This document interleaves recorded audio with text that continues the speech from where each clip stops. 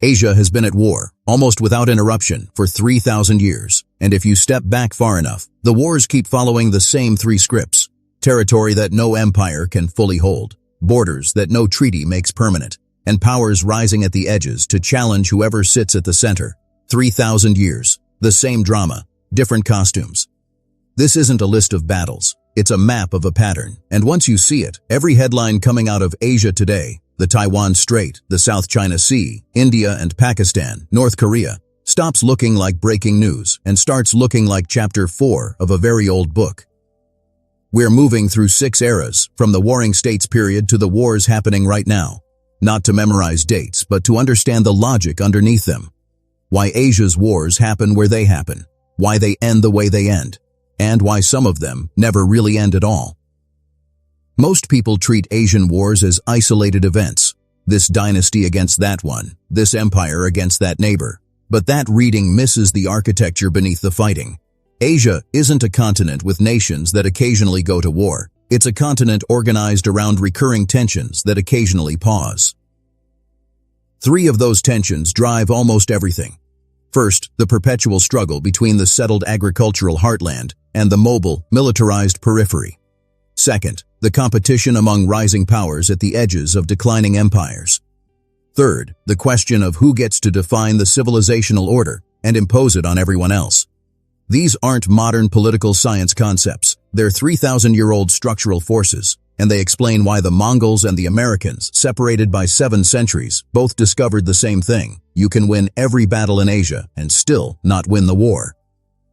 We're examining 6 eras: Anxie, Int foundations, the Steppe Terror Age, imperial collisions, the gunpowder reshaping, the catastrophic 20th century, and the unresolved present.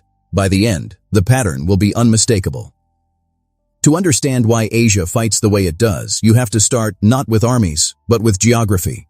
The North China Plain is one of the most productive agricultural zones in human history. It feeds millions, it generates surplus, it builds cities and bureaucracies and culture, and it has almost no natural defenses whatsoever.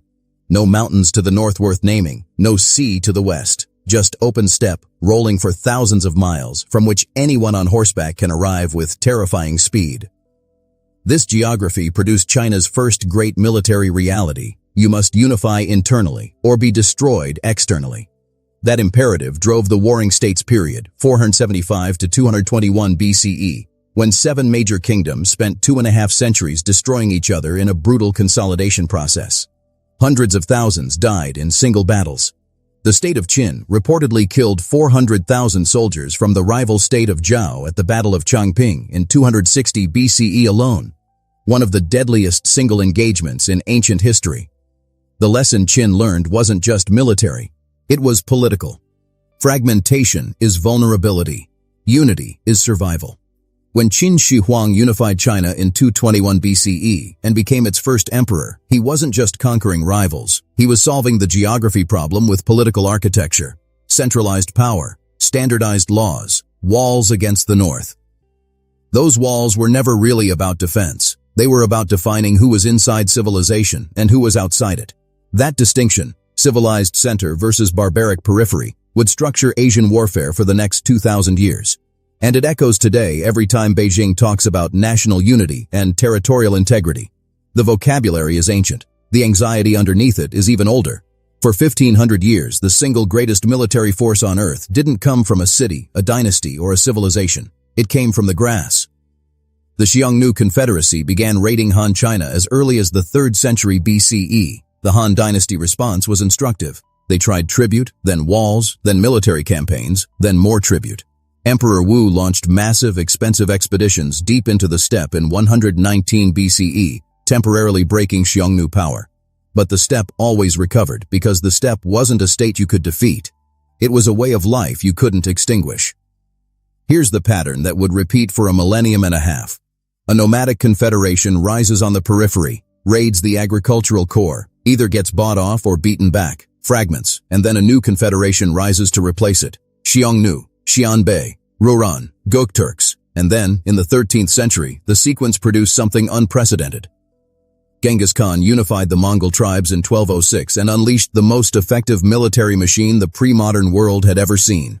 Within 70 years, his successors had conquered China, Persia, Russia, and most dynasties, the Middle East. The Mongol campaigns killed an estimated 30 to 40 million people, a figure that reduced the global population by roughly 10%. Cities that resisted were erased. Populations that submitted were occasionally spared. But here's the irony that defines the entire steppe era. The Mongols won every war and lost the peace. Every branch of the Mongol Empire, in China, in Persia, in Russia, eventually became culturally absorbed by the people they conquered. The Yuan dynasty in China lasted less than a century before being expelled. The conquerors became Chinese, the pattern of civilizational absorption proving stronger than military conquest. That pattern matters. It matters today when analysts debate whether economic integration or military pressure is the more powerful tool in Asia's ongoing competition. The 13th century didn't just reshape Asia, it nearly erased it. But the Mongol flood also revealed something important. It exposed which civilizations had the institutional resilience to survive catastrophe, and which didn't.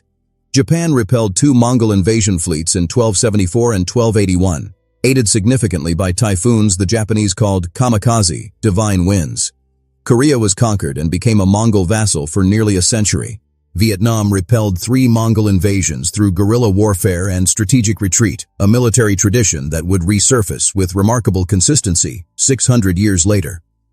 The collapse of Mongol power in the 14th century didn't bring peace. It brought the vacuum that always follows empire. In China, the Ming dynasty rose from peasant rebellion in 1368 and immediately became obsessed with the threat of steppe resurgence, building the Great Wall we recognize today, not as a relic, but as active policy. In Korea, the Joseon dynasty established a tributary relationship with Ming China that defined the peninsula's geopolitics for centuries. In Japan, a century of internal civil war, the Sengoku period, forged the military culture that would eventually produce Toyotomi Hideyoshi's invasions of Korea in 1592 and 1597. Those invasions are worth pausing on. Hideyoshi sent 150,000 soldiers onto the Korean peninsula, a force of a scale Europe couldn't have matched in that era. Korean Admiral Yi Sun-sin, commanding a fleet of ironclad turtle ships, destroyed Japanese naval supply lines in a series of engagements that remain studied in military academies today. The Ming dynasty intervened to protect its Korean tributary. Japan was repelled. But the invasion left Korea devastated, Ming China financially exhausted, and Japan temporarily humbled. The triangle: China as senior power, Korea as buffer state, Japan as periodic challenger. That triangle was already fully formed by 1600. Look at a map of East Asian tensions today. The triangle hasn't changed. When gunpowder changed warfare, it didn't democratize power in Asia, it concentrated it. The Manchu people, from the northeast, used firearms combined with traditional cavalry tactics to defeat a Ming dynasty already weakened by internal rebellion. In 1644, the Qing dynasty was established, and like every successful conqueror of China before them, the Manchu proceeded to become Chinese. They adopted the imperial system, Confucian bureaucracy, and the tributary order. They expanded China's borders to their greatest extent in history, incorporating Tibet in the 1720s, Xinjiang through the Dzungar campaigns of the 1750s, and maintaining suzerainty over Vietnam, Korea, Burma, and Nepal. The Qing at their height commanded the largest land empire on earth.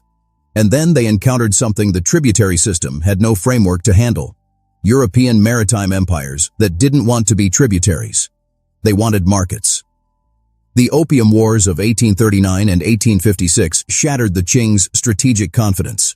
British gunboats outranged and outmaneuvered Qing defenses with humiliating ease. The unequal treaties that followed carved China's sovereignty into pieces. Hong Kong ceded, treaty ports established, tariff autonomy surrendered. For the first time in 2,000 years, China was not the defining power of its own civilizational order. It was a subject of someone else's. That wound, what Chinese history calls the century of humiliation, is not background context for modern Chinese foreign policy. It is the foreground. Every assertion of sovereignty today, every rejection of outside interference, every insistence that China's rise is merely restoration rather than expansion, it all runs back to those decades when the world's oldest continuous civilization was treated as a commercial opportunity by younger, more industrialized powers. Understanding this doesn't require agreeing with every policy that follows from it. It requires recognizing that the policy has deep historical roots. In 80 years, Asia experienced more organized violence than any continent in recorded history. The First Sino-Japanese War of 1894 lasted 9 months and ended Chinese dominance over Korea, Taiwan, and the regional order. The Second Sino-Japanese War, beginning formally in 1937, though effectively from 1931, lasted 8 years and killed somewhere between 15 and 20 million people. Chinese civilian casualties alone exceeded the total military deaths of World War I. The rape of Nanjing in 1937, where Japanese forces killed an estimated 200,000 civilians in 6 weeks, remains one of the most documented atrocities of the 20th century and one of the deepest sources of Sino-Japanese tension today. Japan's expansion into Southeast Asia triggered the Pacific War. The atomic bombings of Hiroshima and Nagasaki in August 1945 killed over 200,000 people and ended Japanese imperial ambition with a finality that no conventional campaign could have achieved. Japan surrendered. But the vacuum left by Japanese imperial collapse created new conflicts almost immediately. Korea was divided at the 38th parallel in 1945, a line drawn hastily by American planners who, reportedly, had never been to Korea. In 1950, the North invaded the South. The Korean War killed an estimated 3 million people, including 1 million Chinese soldiers. It ended in 1953 with an armistice, not a peace treaty. Technically, the Korean War has never ended. The line still sits near the 38th parallel. The artillery is still pointed. Vietnam's conflict defies simple narration. France, then America, then China. Each power entered Vietnam confident in their overwhelming advantage. Each discovered that geography, nationalism, and patience are a military combination that firepower alone cannot defeat. The Vietnam War killed between 1 and 3 million Vietnamese, 58,000 Americans, and fundamentally restructured American foreign policy for a generation. And after America withdrew in 1975, Vietnam fought Cambodia in 1978 and China in 1979. Because Vietnam was never only fighting imperialism, it was always also fighting for regional autonomy in an Asia where powerful neighbors never fully accept small nations' independence. The last major land war in Asia ended in 1979, and almost nobody in the West remembers it happened. China invaded northern Vietnam in February of that year, responding to Vietnam's overthrow of the Khmer Rouge, China's client, in Cambodia. The war lasted 1 month. China suffered catastrophic casualties against a Vietnamese army whose frontline troops were veterans of decades of continuous combat. China withdrew, claiming it had taught Vietnam a lesson. Vietnam claimed victory. The actual lesson was more uncomfortable for Beijing. The People's Liberation Army was poorly trained, badly coordinated, and technologically inferior. That military failure triggered 30 years of Chinese military modernization that continues today. Since 1979, Asia's major conflicts have been slower, fought through economics, through territorial assertion, through nuclear posture, through legal gray zones. India and Pakistan have fought 4 formal wars and dozens of smaller engagements since 1947, always haunted by the nuclear dimension that both possess since 1998. The Kargil conflict in 1999, Pakistan-backed forces seizing Indian positions in Kashmir, came uncomfortably close to nuclear escalation before international pressure forced Pakistani withdrawal. The South China Sea has become the most contested body of water on Earth. China claims approximately 90% of it based on a historical boundary called the Nine-Dash Line, a claim rejected by a 2016 international tribunal ruling that China officially ignores. Vietnam, the Philippines, Malaysia, Brunei, and Taiwan all have overlapping claims. The United States conducts freedom of navigation operations through waters China considers sovereign. Incidents multiply quietly. Fishing boats rammed, Coast Guard vessels water-cannoned, military aircraft intercepted. Taiwan remains the single most dangerous flashpoint, not because war is inevitable, but because the structural conditions for miscalculation are perfectly assembled. China views reunification as non-negotiable. Taiwan's population increasingly identifies as Taiwanese rather than Chinese. America is committed to Taiwan's defense capability without formally recognizing Taiwanese independence. 3 actors. 3 incompatible red lines. The same triangle that has defined East Asian geopolitics for 400 years. Look across 3,000 years of Asian warfare, and 3 patterns emerge so consistently, they might as well be laws. The first is the center-periphery cycle. Every dominant power in Asia, Han China, Tang China, the Mongol Empire, the Qing, consolidates the center and then faces challenges from the edges. When the center holds, you get centuries of stability and cultural flowering. When the center weakens, you get catastrophic fragmentation and violence. The modern version of this cycle is playing out right now, with China's center consolidating internally, while the periphery, Taiwan, Xinjiang, Tibet, the South China Sea, remains contested. The geography hasn't changed. The strategic logic hasn't either. The second pattern is that defeated powers don't disappear, they transform. Japan was obliterated in 1945 and rebuilt as the world's third-largest economy, now rearming cautiously as China rises. Vietnam was devastated by 3 consecutive foreign interventions and emerged as one of the most strategically independent nations in Southeast Asia. The Mongols conquered China and became Chinese. Civilizations in Asia have a remarkable capacity to absorb catastrophe and reconstitute. This makes them harder to defeat decisively and harder to predict. The third pattern is the most important for understanding today. Every Asian war has been, at its core, a war about legitimacy. Who has the right to define the order? Who gets to set the rules? Military victory in Asia rarely settles this question. The Mongols won militarily and lost culturally. America won militarily in Japan and created a strategic partner. It won militarily in Vietnam and lost the war. China is currently trying to establish legitimacy through economic integration, infrastructure investment, and historical narrative. The Belt and Road Initiative as tributary system, updated for the 21st century. Notice what this means. The wars that matter most in Asia aren't always the ones with the most casualties. They're the ones that shift the answer to the question of who gets to define the order. That question is as live today as it was in 221 BCE. Every war in this timeline was, in some way, a war about the same thing. Who controls the center and who gets pushed to the edges? 3,000 years of conflict haven't resolved that question. They've sharpened it. The steppe powers are gone, but their logic lives in nuclear-armed states on contested borders. The tributary system is officially dead, but its architecture survives in every diplomatic conversation about spheres of influence and regional order. The century of humiliation ended 70 years ago, but it still determines how one of the world's 2 superpowers thinks about sovereignty, about interference, about what it means to be strong.